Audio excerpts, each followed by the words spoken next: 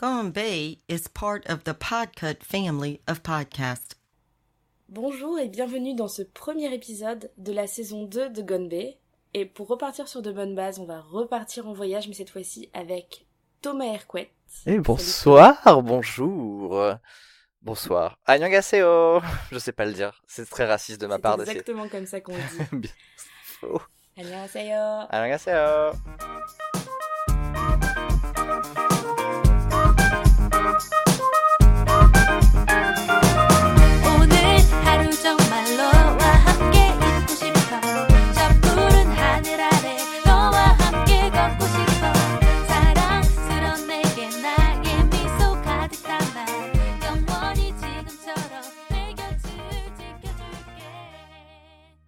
Alors bonjour, je m'appelle Thomas Hercouet.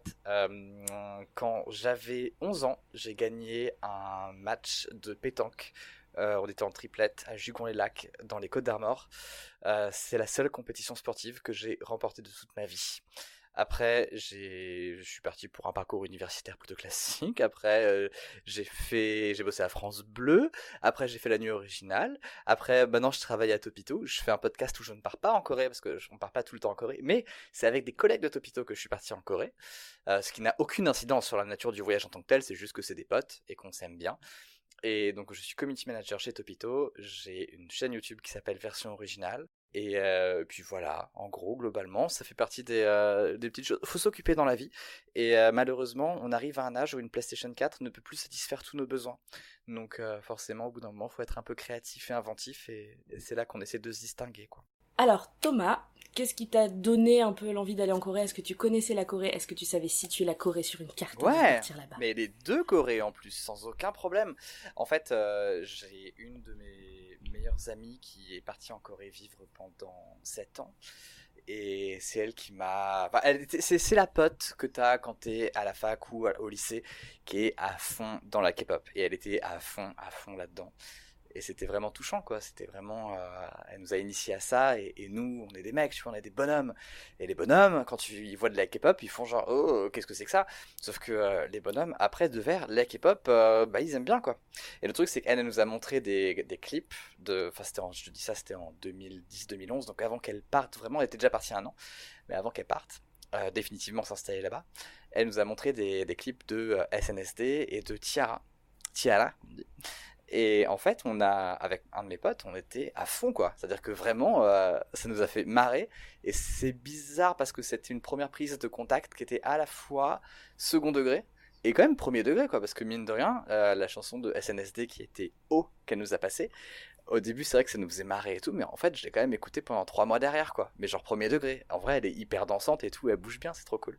Donc premier contact par là. Et puis en fait, j'avais eu un autre premier contact bien avant, à travers les jeux vidéo coréens, que je détestais. Mais genre vraiment, il n'y a pas un truc que j'ai bien aimé. Je trouve que toutes les meufs, elles ont des seins pas possibles. Enfin, ça ne marche pas. C'est un studio de jeux vidéo, en fait, qui fait ça principalement. Mais ça reste vraiment de la merde. Et sinon... J'avais acheté une console de jeux vidéo à l'époque où tout le monde avait la Game Boy Advance. Moi, j'avais la GP32, qui était une console de jeux vidéo comme la Game Boy Advance, mais faite en Corée, parce qu'à l'époque, il n'y avait pas le droit d'importer des consoles de jeux vidéo du Japon en Corée. Les Nintendo étaient illégales là-bas. Il n'y avait pas de console. C'est arrivé très tard, vers, je crois, 2003-2004. Et donc j'ai acheté cette console-là pour faire genre j'étais un peu un connard de hipster. Évidemment, personne n'y jouait, donc j'étais un peu tout seul. Évidemment, comme personne n'y jouait, il n'y avait pas de jeu dessus. Donc je me suis un peu fait chier, mais j'ai toujours un souvenir assez tendre parce que c'est une façon alternative de jouer aux jeux vidéo. Donc bref, voilà, j'avais ces 2 points d'attaque, et puis après, de fil en aiguille, ma pote qui était en Corée nous a fait découvrir un peu la bouffe coréenne, la culture coréenne et tout. C'était plutôt cool. Et puis voilà, quoi. Globalement, c'est comme ça que j'ai découvert la Corée. Et un jour, au boulot, donc à Topito, j'ai un de mes collègues qui s'appelle Luc, et une de mes collègues qui s'appelle Camille, les deux sont graphistes, qui nous ont dit... ouais, on va faire un voyage en Corée. Et j'ai fait, j'arrive. Ça me permettait d'aller voir ma meilleure pote là-bas. Donc voilà comment j'ai découvert la Corée. Mais c'est trop cool en fait, je savais pas que t'étais à ce point-là quand même immergé avant d'y partir. C'est une immersion qui est très relative, hein. Je pense que franchement, c'est pas... c'est très superficiel, tu vois. C'est comme les gens qui vont aimer les animés et qui vont se dire ah, j'adore Naruto, je vais aller au Japon. Je pense que c'est méga superficiel. Mais après c'est un point d'entrée, quoi. Donc je me dis c'est superficiel, mais ça m'a donné envie et j'ai pas regretté, quoi. C'était fou. Et du coup, t'es parti ce printemps 2019 en Corée. Mhm. Et du coup, ça a été un petit peu quoi? Enfin, ça a été quoi ton voyage? T'es parti où en Corée? Alors on a commencé à Séoul, parce que forcément ma pote habite là-bas, donc puis bon c'est la capitale, tu peux pas ne pas aller à Séoul. Donc Séoul pour commencer pendant 5 jours, pour vraiment se mettre bien la tête dedans à fond. Après on a fait tout un road trip, on est allé à Sokcho, 5 jours après Séoul, donc Sokcho avec tout le parc de Seoraksan, donc grand parc naturel, Sokcho, ville balnéaire, badante, mais genre ultra badante. Je sais pas si t'y allais déjà. Non, non, j'y suis pas allée, hein. C'est en projet pour enfin, pas le prochain voyage, le prochain grand voyage en Corée. Ok, d'accord. Mais Sokcho, ouais, c'est un peu badant, quoi. Et après, on est allé à Gyeongju, donc qui est la ville historique avec les tombeaux des rois, avec tous ces grands tumulus, tous ces tumuli. Je sais plus si on dit tumulus ou tumuli au pluriel. Bref. Et après, on est descendu à Busan. Et moi, je suis remonté à Séoul depuis Busan pour repartir. Donc, ça nous a fait 13 jours là-bas. C'est très court en fait, mais on a quand même vu beaucoup, beaucoup de choses. Et c'était spectaculaire parce que c'est un pays qui est tellement dingue. Et surtout, on est aussi en ce moment un peu dans un moment de hype énorme du Japon. Genre, moi, je sais que tous mes potes trentenaires qui ont un peu de thunes, on a grandi avec les mêmes références, avec la même culture, etc. Et là, tu te rends compte qu'à 30 ans, tu as du pouvoir d'achat, tu peux te payer un voyage au Japon. Et le Japon devient, enfin, c'est la destination où tu vas pour un peu, je pense, il y a quelque chose de très fantasmé sur le Japon. Alors qu'en Corée, il n'y a pas de fantasme. Genre, ça n'existe pas. Personne n'est super hypé à l'idée de se dire «Ah, je vais trop aller en Corée! C'est vraiment une destination de rêve dont je rêve depuis que je suis gamin!» Non, personne n'a jamais prononcé cette phrase, je pense, très sincèrement. Même les gens qui sont à fond dans la K-pop depuis qu'ils ont 8 ans, je pense qu'ils n'ont pas forcément ce discours-là parce qu'on en revient. Donc, c'est une destination sur laquelle j'avais pas d'attente. Et je pense que nous trois qui sommes allés, on n'avait pas forcément d'attente. Et du coup, on s'est tout pris dans la tronche et c'était fou quoi. Après il y a aussi le contexte qui fait que quand t'es entre potes, t'es au printemps, c'est le meilleur climat pour aller en Corée. Il fait pas trop chaud, il fait pas trop froid. On a un peu de thunes, tu vois, on a un salaire, donc c'est plutôt cool. Et ça fait que ouais, la vie est pas très chère là-bas. C'est vraiment, on s'est trop fait plaisir. C'était trop bien. Et voilà. Petite parenthèse, moi depuis que je suis ado, j'ai envie d'aller au Japon. C'était mon gros projet. Mm. Et après, moi j'ai viré vers la Corée, mais c'est vrai que c'est rigolo parce que je me suis jamais dit ah, j'irai trop en Corée, ça m'est venu sur le tard. Mais oui, bien sûr. Qu'est-ce qui t'a fait virer vers la Corée, toi d'ailleurs? Les films d'horreur. À la Ah base, ouais. je regardais des Yurei Eiga coréens, Mhm. japonais, et j'en avais plus, donc j'ai commencé à virer sur les coréens qui sont géniaux, encore mieux. Ok. Et de là, je me suis retrouvée à regarder, à me renseigner un peu plus sur la culture, et là je suis partie complètement dedans, mais alors vraiment un point d'entrée qui n'est pas du tout le même que les autres. Ouais. Les films d'horreur, c'est assez spécifique. Puis après les films d'action, les films en général, les dramas, les séries, l'histoire, et j'ai une copine coréenne maintenant, parce que j'ai voulu prendre des cours de coréen, et il s'avère Ok. qu'il y avait une petite séoulite à Limoges qui Ah, fait c'est des pas cours de vrai. coréen. Trop bien. Et du coup, qui, elle, par contre, m'a expliqué la culture coréenne avec ses mots. Donc vraiment une approche très réaliste et brutale. Et mais ça m'a quand même donné envie d'y aller. Et je vais y retourner en novembre avec mon amoureux. Oui, enfin voilà. Petite parenthèse fermée, mais ouais. Ouais, mais c'est normal, c'est tellement riche aussi. Il y a mais c'est surtout, non mais moi j'entends le discours des gens qui font genre, ouais, pourquoi est-ce qu'on va au bout du monde? Il y a beaucoup de choses à voir en France et tout. Je comprends grave et je comprends aussi qu'il peut y avoir parfois une fétichisation des cultures en mode, tu vas en Asie parce que tu fantasmes à mort sur ce qui se passe et ce qui peut avoir des relents profondément racistes. Mais en vrai, il y a tellement de choses à voir dans le monde et de cultures différentes. Et au-delà de la culture différente, parce que tu vois, la Corée c'est quand même vachement occidentalisé. Mais bon, en vrai, le Japon, même s'ils ont un grand fond de tradition, le Japon aussi, quoi. Mais c'est quand même hyper intéressant de voir ce qui se fait ailleurs. Mais rien qu'au niveau de la bouffe, pardon, mais c'est tellement fou, quoi. Il y a tellement de la musique, le rapport à la musique, le rapport à la bouffe, le rapport à la vie nocturne, tout ça, ça fait prendre vachement de recul. Alors, c'est pas une épiphanie, hein, mais c'est quand même hyper intéressant de mettre ça en perspective avec toi, ce que tu vis. Et ça fait juste du bien de se rendre compte qu'il y a des gens qui vivent autrement ailleurs. Et c'est hyper intéressant de voir ça. Et puis, même, moi, je sais que ça m'a grave motivé à me dire, allez, si un jour je me casse au Topito, il faut vraiment que je parte vivre à l'étranger parce qu'il y a trop de choses à voir. Et je pense que la Corée, en fait, c'est tellement un pays hybride qui est entre ce côté, j'ai pas envie de dire exotique parce que c'est pas vraiment le cas, mais qui est un peu, qui est très orientale en fait, enfin, qui a une culture à soi, qui a une histoire qui est vraiment flinguée par la guerre et tout. Mais t'as aussi ce pays qui cherche son identité et qui est dur à vivre. Tu vois, tu disais qu'au niveau du féminisme, c'est pas ouf. Ouais, c'est vrai, c'est taré, mais même au niveau de l'homophobie, c'est pas terrible non plus, hein. Donc, il y a beaucoup de choses qui vont pas, mais c'est hyper intéressant de voir ça, quoi. Ça m'a vraiment fasciné tout le long du voyage. Et du coup, qu'est-ce que t'as vraiment préféré vraiment dans ton voyage? Qu'est-ce qui t'a mis vraiment le plus, soit en PLS, soit des étoiles dans les yeux? Qu'est-ce qui t'a le plus... Ému, tu veux dire? Voilà. Je sais pas. En vrai, un des meilleurs souvenirs que j'ai, qui va être assez superficiel, je pense, c'est... Attends, je cherche. Ah non, le truc qui m'a vraiment le plus choqué, et vraiment qui m'a à la fois ému et choqué, c'est en prenant le train pour aller de Busan à Séoul. Donc tu te tapes effectivement 2 heures de train, 3 heures de train, je crois, un truc comme ça, pour faire Busan-Séoul. Et tu traverses des campagnes qui sont gigantesques, c'est des grandes étendues de campagne, mais en fait comme quand tu traverses la France, quoi. Je veux dire, quand tu fais un Paris-Lyon ou un Paris-Marseille, il y a quand même plusieurs kilomètres où tu vois rien, quoi, où c'est vraiment juste des champs et juste du vert, quoi. Sauf que en Corée, au milieu de tous ces champs et au milieu de toute cette verdure, il y a des immeubles qui poussent. Genre vraiment, ils font des gratte-ciels de genre 20, 30 étages, je sais pas, au milieu de nulle part, et ça fait des villes de gratte-ciel, des conglomérats de gratte-ciel que tu vois à des kilomètres. Tu passes à côté d'eux, tu t'arrêtes pas, et tu continues, et c'est des villes dortoirs avec des gratte-ciel au milieu de nulle part. Et ça, en fait, ça a un côté tellement fou, mais tellement badant, c'est-à-dire que même, je pense, certains films post-apocalyptiques n'aurait jamais osé ça, quoi. Donc c'est hyper, ça j'ai trouvé ça fou architecturalement.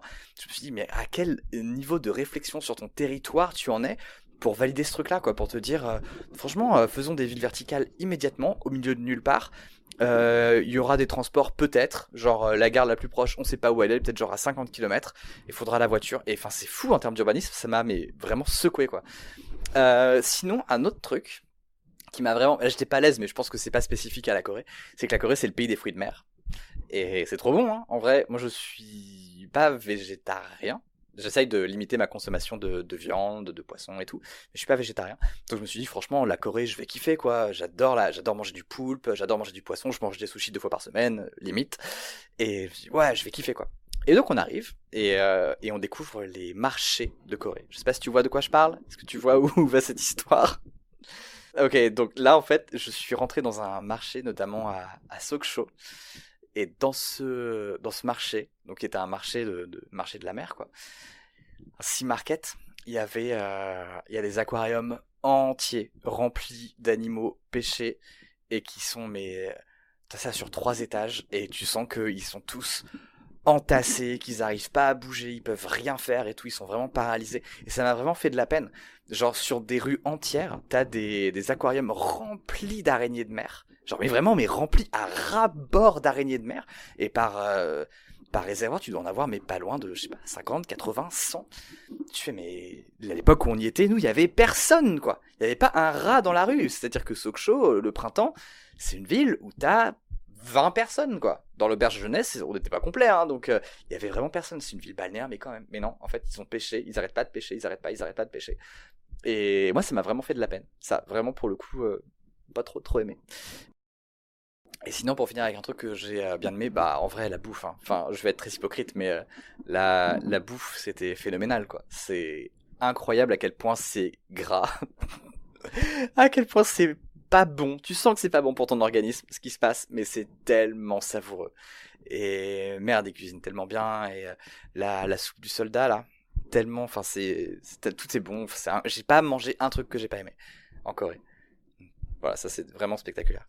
Ils ont une culture de malade, parce qu'en vrai, la culture coréenne, enfin, c'est...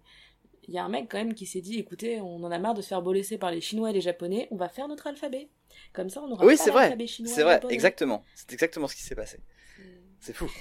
Et je trouve ça génial. Bah oui. Ils ont dit, on aura notre culture à nous. Même si on se fait rouler dessus par toute l'Asie, sur toutes les guerres, on restera nous-mêmes. Mais c'est ça qui est formidable, quoi. C'est qu'ils ont vraiment ce rapport à l'identité qui est audacieux, quoi. Non, c'est vraiment impressionnant ce qu'ils ont fait, quoi. En vrai, c'est impressionnant. Et surtout qu'ils se sont fait rouler dessus par le Japon, par la Chine, par les États-Unis. Enfin, vraiment, la Corée, leur histoire, elle est violente, quoi. Alors encore une fois, c'est quand même très largement les Occidentaux qui ont foutu la merde, mais c'est violent, quoi. Et t'as visité du coup, est-ce que t'as visité les trucs un peu culturels, les musées, les choses, les trucs un peu... J'imagine que oui. Oui, on a fait le musée de la guerre à Séoul. On a fait pas mal de visites à Gyeongju, où vraiment Gyeongju c'est la ville musée par excellence, hein. C'est impressionnant d'ailleurs de voir dans cette ville qui est à l'est de la Corée, de voir tous ces monuments historiques. Enfin, tu vois les tumulus et tout. Enfin, c'est impressionnant, quoi. C'est dans la ville, quoi. C'est vraiment au milieu de la ville. Et c'est assez fort. Moi, je trouve ça très fort de leur part d'avoir fait ça. Mais du coup, les tumulus, tout, enfin, ouais, c'était vraiment bien. Après, vraiment, nous, on s'est attardé sur comment comment voir les lieux remarquables. Et les lieux remarquables sont pas forcément tous culturels. Tu vois, par exemple, le parc de Seoraksan, c'est un lieu remarquable, mais c'est pas fondamentalement un musée ou quelque chose comme ça. Et même chose à Busan, moi je voulais absolument voir la cité du cinéma, mais je voulais aussi voir les centres commerciaux, voir comment ça fonctionne, quoi, à quoi ressemble la vie quotidienne. Et c'est là que tu vois que ça s'est beaucoup occidentalisé aussi, ce qui est normal, c'est tout à fait normal.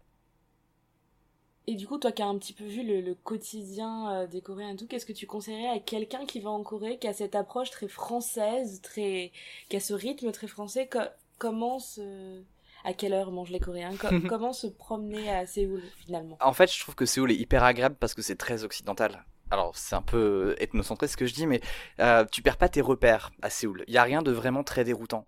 Parce que vraiment, quand tu vas dans le quartier de Gangnam, c'est globalement Manhattan. Enfin, c'est vraiment où... ouais, si, c'est carrément Manhattan même. Quand tu vas dans le quartier d'Itaewon, c'est globalement Bastille le soir à Paris, ou n'importe quel quartier étudiant le soir avec plein de bars et tout. Tes repères, tu les trouves très facilement. Donc en fait, le meilleur conseil pour y aller, c'est juste y aller, prendre un appart ou un Airbnb ou une résidence et juste se laisser porter derrière, quoi. Franchement, y a pas grand chose d'autre à faire, quoi. Ça, c'est vraiment le truc qui permet de vraiment kiffer. Et puis surtout, en fait, les distances sont tellement courtes que ça vaut grave le coup de partir en train ou en bus à droite à gauche. C'est vraiment, vraiment sympa. Et voilà, je pense que là, tu as une expérience qui est déjà tarée si tu arrives à faire ça. Et en fait, faut juste. Je pense que connaître quelqu'un sur place, c'est cool.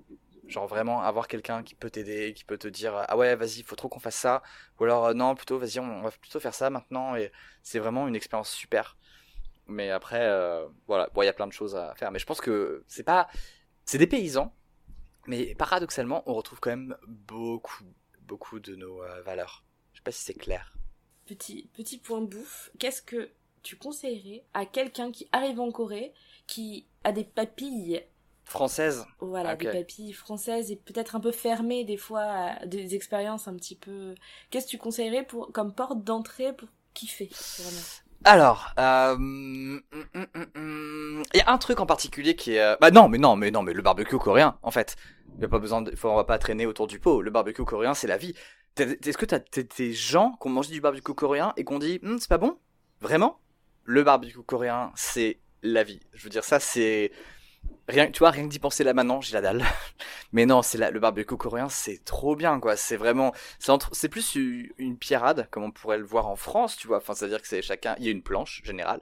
Tu mets tes petits bouts de viande dessus, tu mets tes légumes dessus et tout. Chacun fait son truc. Mais t'as tellement à manger. En fait, et c'est là que peut-être ma connaissance de la langue va me porter préjudice parce que je me rappelle plus des termes techniques. Mais en gros, tous les à côté, c'est-à-dire que tous les accompagnements te font un repas complet, quoi, quasiment. La viande, elle est savoureuse, c'est souvent hyper bon, c'est dur. Je suis jamais tombé sur un barbecue coréen, même en France, hein, où la viande, je la trouvais dégueulasse. Et tous les légumes, évidemment, cuits. Il y a une sauce à base de cacahuètes à moitié qui est tellement bonne. Enfin, en gros, le barbecue coréen, c'est la base. Barbecue, c'est dur à dire. Le barbecue coréen, c'est la base. Après, t'as toute la street food qui est dingue. En fait, dans la street food, il y a tellement de trucs différents à base de poissons frits, à base de légumes moins, mais moins à base de poissons ou de viande que tu peux mettre en brochette ou tu peux mettre en sauce ou ce genre de choses. Là, faut tester. Moi, j'ai testé plein de trucs et franchement, j'ai tout aimé, mais je sais que c'est pas bien. Je pense que la plupart des gens ont des préférences, en vrai. Moi, je suis un gros porc, donc j'aime tout, évidemment. Et À partir de là, non, il faut que chacun teste, mais le barbecue coréen, c'est la base. Et il y a un plat, j'essaie de me rappeler le nom depuis tout à l'heure, que on appelait, avec nos potes, on appelle ça la paella coréenne, mais c'est pas du tout une paella en fait. Mais il y a un petit peu de ça quand même. T'as du riz qui est frit, t'as une sorte de soupe au milieu. Enfin, je sais plus trop comment. Je sais pas trop. Bah, ça vraiment, je n'ai plus le nom, donc je suis désolé, ça vient complètement à côté, mais il y a des restaurants qui font des sortes de trucs qui ressemblent à des paellas, et c'est juste une tuerie. Et puis, quoi d'autre? Ouais, il y a aussi, alors, peut-être plus controversé, peut-être plus dur, moins accessible, la, la Soldier Stew. Alors, je sais plus comment ça s'appelle exactement, mais en gros, c'est une soupe qui a été inventée pendant la guerre de Corée, au moment où les soldats, ou au moment où globalement il n'y avait plus trop à manger. Et donc, les soldats américains ont fait des soupes avec plein de restes, plein de restes. Donc, ils mettaient tout ce qu'ils trouvaient, donc c'est une sorte de gros ragoût avec plein de choses très bizarres ce qu'ils ont fait. Mais c'est très bon. Et vraiment, il y a plein de... Alors maintenant, aujourd'hui, dans les restaurants qui font ça, ils peuvent rajouter du bœuf, ils peuvent rajouter du poulpe. Moi, j'ai goûté avec du poulpe. Moi, j'ai trouvé ça tellement bon et fou. Mais globalement, ouais, ça c'est la Soldier Stew, mais j'ai plus le titre exact en tête. Si vous dites Soldier Stew, ça se trouve, hein. Franchement, il n'y a pas de problème pour ça. J'ai vraiment l'impression que t'as kiffé, mais kiffé de ouf ton voyage en Corée. Ouais. C'est impressionnant, ça fait trop plaisir. Ouais, mais grave. Non mais oui, mais absolument. En fait, je pense que pour la première fois, le fait d'aller dans un pays sans avoir aucune attente, et juste en me disant, je vais passer du temps avec des gens que j'aime bien, je vais retrouver une pote là-bas, on va faire un petit road trip à la cool, et sans me mettre de pression. Parce qu'en fait, je pense qu'il y avait ça aussi. Il y avait ce truc de, je me mets zéro pression. Je vais certainement pas tout voir, mais j'ai pas d'attente, j'ai juste envie de me laisser porter. Et ben en fait, rien que ça fait tellement le voyage, quoi. C'est tellement agréable. Et ça fait que tu es dans un état d'esprit de découverte qui est trop bien, quoi. Et je pense que ça aide, vraiment. Et est-ce que du coup, tiens, est-ce que tu repartirais en Corée si tu avais l'occasion, si tu avais le temps? Ah oui, de ouf. Ah oui, oui, bien sûr, mais évidemment. Mais c'est même prévu, quoi. C'est-à-dire que c'est sûr que j'y retournerai, ne serait-ce que parce que je m'y sens. Alors, je dirais pas que je m'y sens ultra bien, mais je m'y sens quand même vraiment bien. Et Séoul, j'aime bien. Enfin, tout est bien. Je trouve qu'il y a un côté. Alors, je pense que personne ne pense ça, mais je trouve qu'il y a un côté hyper apaisant à Séoul. Mais vraiment, personne ne pense ça, hein. Je suis le seul, je crois. Mais moi, Séoul, je me sens mais bien, quoi. C'est littéralement Paris avec des gens qui tirent moins la gueule, sauf les vieux. Les vieux tirent tous la gueule à Séoul, c'est un enfer. Mais il y a, je sais pas. Ouais. Après, j'y retournerai, je pense, pas tout seul non plus. Je pense pas que j'irai là-bas en immersion. Après, par contre, je me dis peut-être que je pourrais aller là-bas pour bosser. Ça me dirait bien, quoi. J'ai un pote, notre graphiste, Luc, quand il est revenu de Corée avec nous, qui était avec nous, il a décidé d'aller s'installer là-bas et d'aller travailler à Busan, quoi, pendant 6 mois. Normal, quoi. Et je pense que ça fait ça, c'est-à-dire que c'est à la fois dépaysant et en même temps non. En même temps, t'as beaucoup de trucs qui sont très familiers et t'as beaucoup de repères qui sont toujours là et toujours très présents. Et ça, je pense que c'est au-delà d'être rassurant, t'as l'impression tu sors de ta zone de confort, mais c'est pas une violence, c'est peut-être une prolongation de choses que tu avais déjà connues avant. Et à partir de là, tu découvres des nouvelles choses. Et je pense que comme tu as encore un pied dans un socle de référence que tu connais bien, donc qui est une culture occidentalisée, qui est voilà, globalement, enfin tu vas à Séoul, t'es comme à Paris, quoi. Et bah ça, en fait, ça t'ouvre ta curiosité et tu remarques mieux les différences qu'il y a et ce que tu peux apprendre ou ce que tu peux vivre.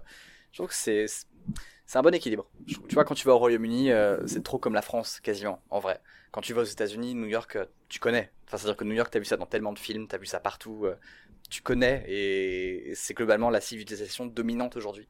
Et quand tu vas à Séoul, c'est vraiment un bon équilibre entre les deux, je trouve.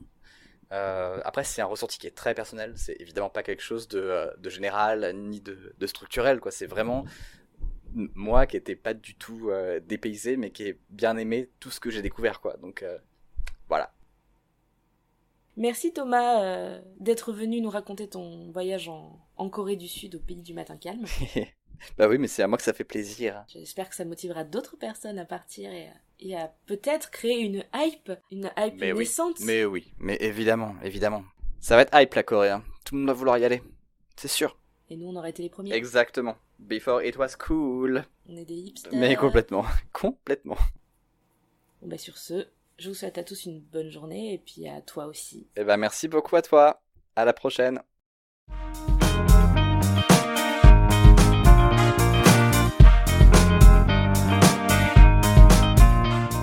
Bye.